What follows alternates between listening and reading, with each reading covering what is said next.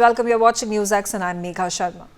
In July 2005, India and United States of America, under the leadership of Manmohan Singh and George W. Bush, announced the India-US nuclear deal. This was the first time India was being recognized as a nuclear weapons state 30 years after United States had imposed sanctions on India for the first nuclear weapons testing in 1974. The civil nuclear deal changed India's overall engagement with the United States as it paved way to build bonds of strategic partnership. But between 2005 and 2008, when the IAEA approved the safeguards agreement with India, the nuclear deal faced severe opposition from many in India, including the Left Front, which at the time was providing outside support to the Manmohan Singh government UPA-1. The government survived a confidence vote in the parliament on 22nd July 2008 by 275 votes against 256 votes in the backdrop of the defections from both camps to the opposite camps. I'm going to start my conversation particularly with regards to the foreign policy and India-US relations and how Dr. Manmohan Singh government ensured that this relationship between America has reached the level where we have a forex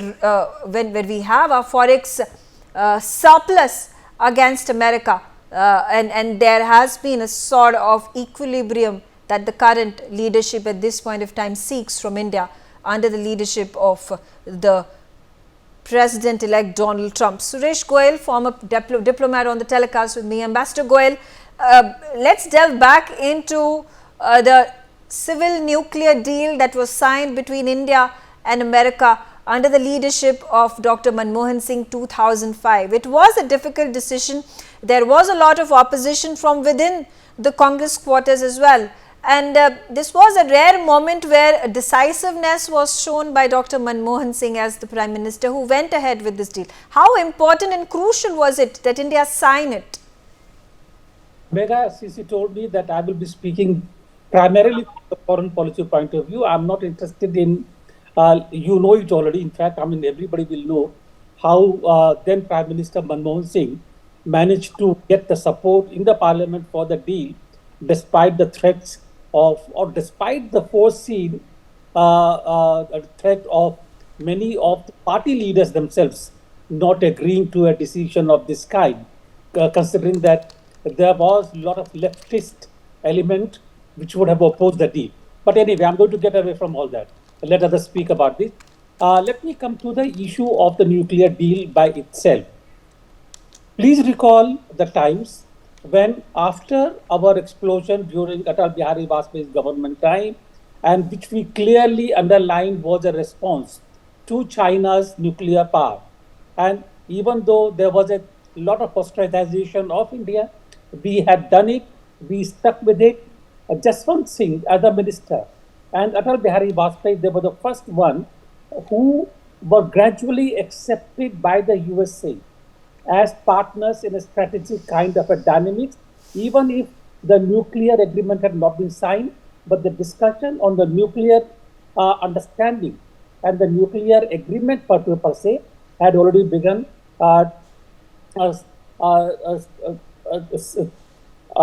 Talbot was there. He was talking to practically every month, if not every day, to see how that understanding could be reached. Manmohan Singh, when he became the Prime Minister in 2004 first, remember the background of Manmohan Singh, Prime Minister Manmohan Singh? He had worked with the World Bank. He was an acceptable figure in Washington as a liberal economist, as an established economist who knew the working of the government there and the international system. The trust element between Bush and Prime Minister Manmohan Singh was great, really. And I think that trust element between the two and the knowledge of each other's system helped propel the agreement towards its final conclusion. But before that, we must remember one or two more things. Bush was looking to establish a balance to China in Asia. And China emerging as an economic power, India was the only other option to China in Asia. Today, of course, there is a huge gap between the two. But 2004 to 2010, the gap was less than what the gap is today. The growth rate was there, but China was further ahead.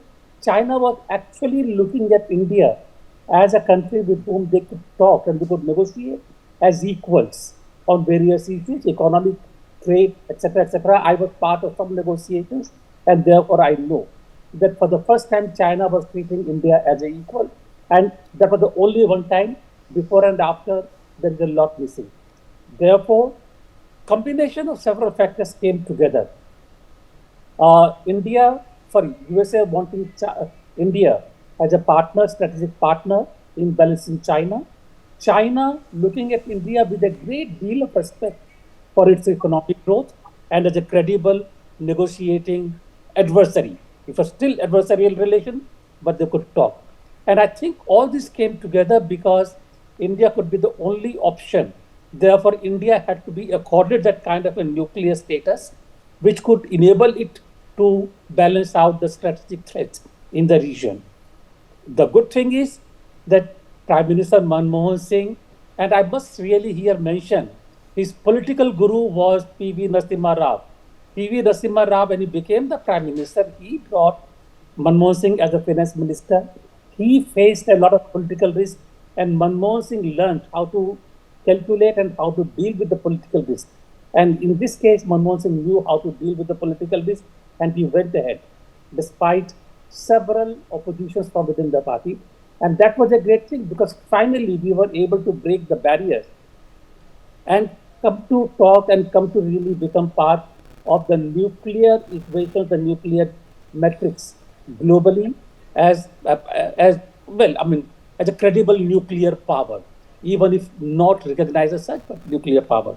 So I think that was a great thing, and Prime Minister Manmohan Singh must be given credit for achieving it. Absolutely. So, yes. Absolutely. I'm also going to get Major General Rajan Kochar, defense expert. General Kochar, how integral was it for India to sign the nuclear agreement with America at the time when Manmohan Singh was leading the country as the Prime Minister? This is 2005. Megha, it was extremely essential because 10 years from 1998 to 2008, India was excluded by all the superpowers like America, Japan, France, Australia, and Germany from any kind of assistance we required for our nuclear power requirements. And Manmohan Singh realized this importance of power generation through nuclear energy. And that's why I feel that the historic agreement of 2008 of the nuclear deal actually opened the floodgates for India. Uh, what India is today, I think, where we are at the threshold of being one of the uh, top five nuclear powers in the world. This 2008 nuclear deal was extremely important to bring us today where we are. Second important aspect I want to highlight two important things in his tenure, which brought out the kind of leader he was. The first is the 2008 Mumbai terror attacks. If you remember, there was a clamor from all around, all the opposition parties. There was a lot of pressure on him to go to war with Pakistan.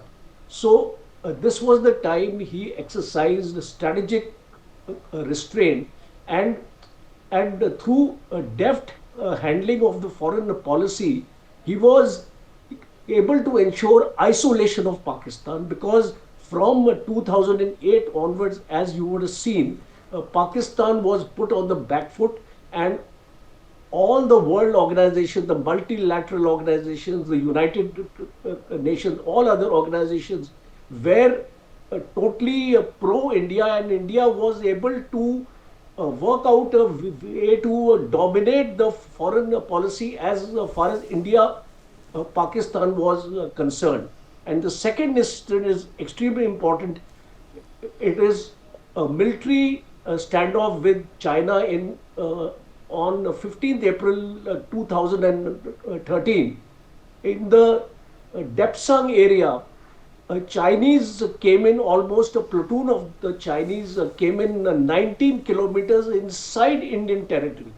And through his statesmanship, this happened on 15th of April.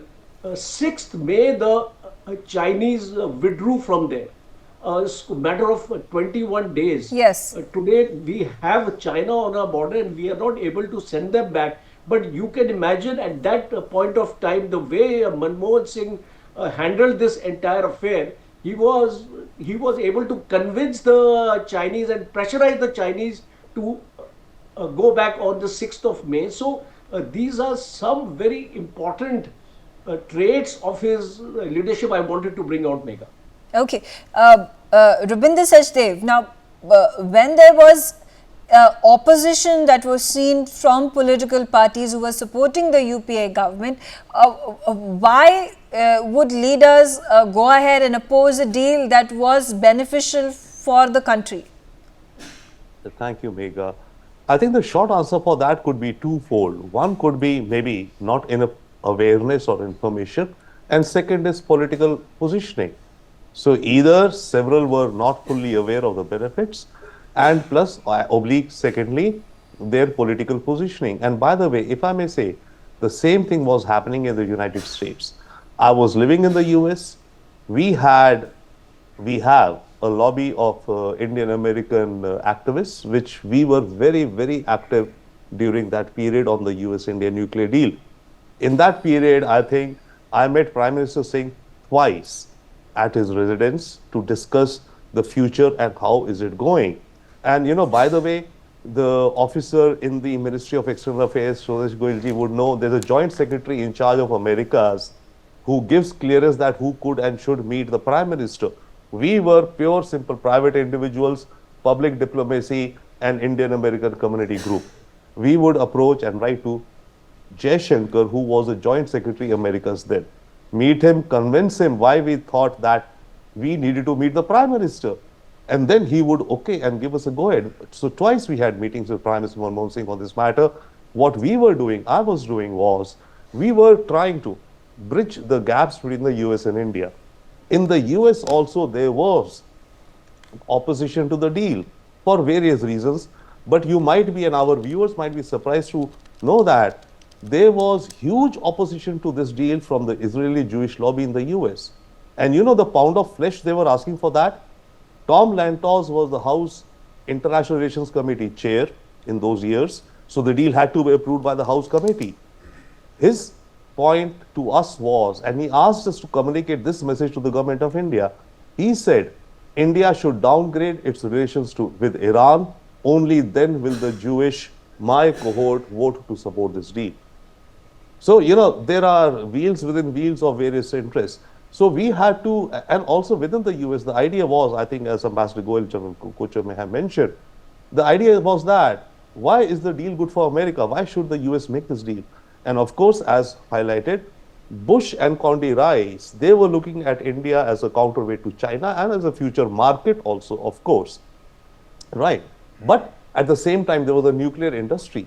So we had to position the deal as being good for the nuclear industry in the United States. That it would mean so many billions of dollars worth of business for reactors from GE Hitachi combined, and Westinghouse.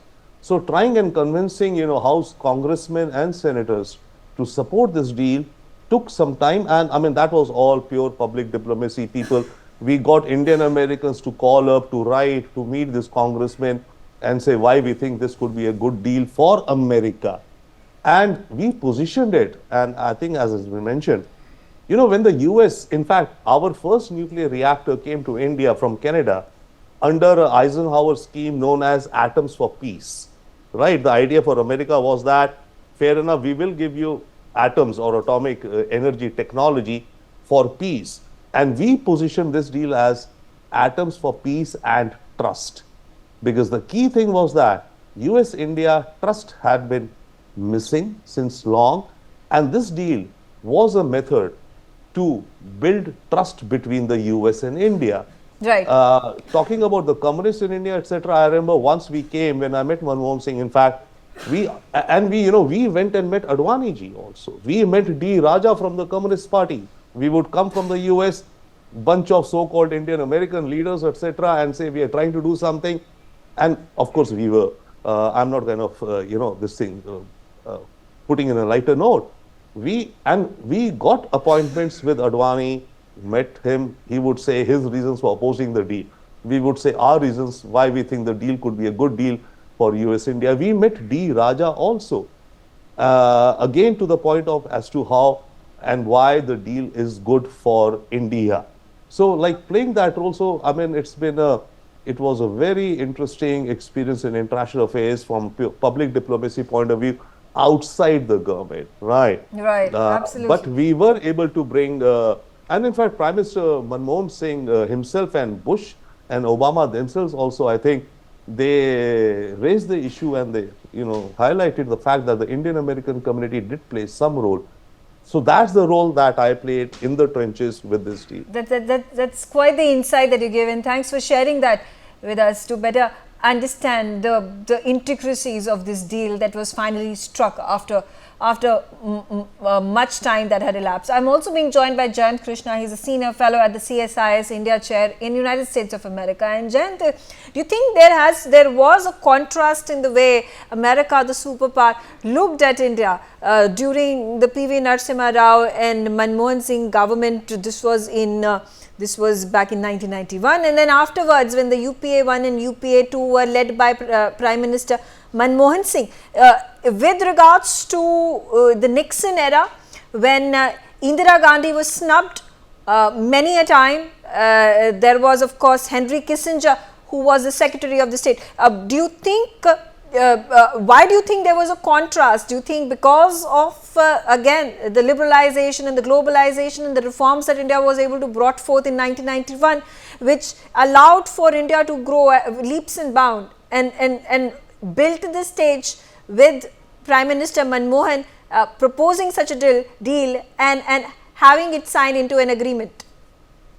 Yeah, so Megha, I completely agree with you. The build-up started from 91 itself when the economic reforms happened. And by the way, I personally feel those economic reforms were the most transformative reforms the independent India has ever had in any sector in the last 77 years, which have changed the course of our economy for all times to come. So that is when Dr. Manmohan Singh was the finance minister, and later, so let me also clarify. A lot of people think that Dr. Manmohan Singh was was a very soft person, a mild-mannered person. But let me tell you very clearly, behind those soft exteriors, there was a very, very strong and a no-nonsense interior. He was very, very resolute.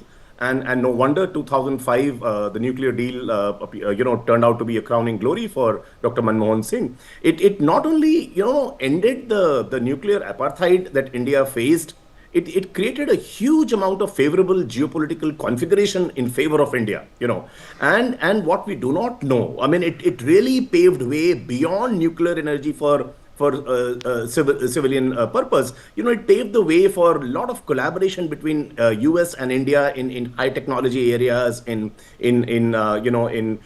critical technologies, in defense sector, and so on and so forth.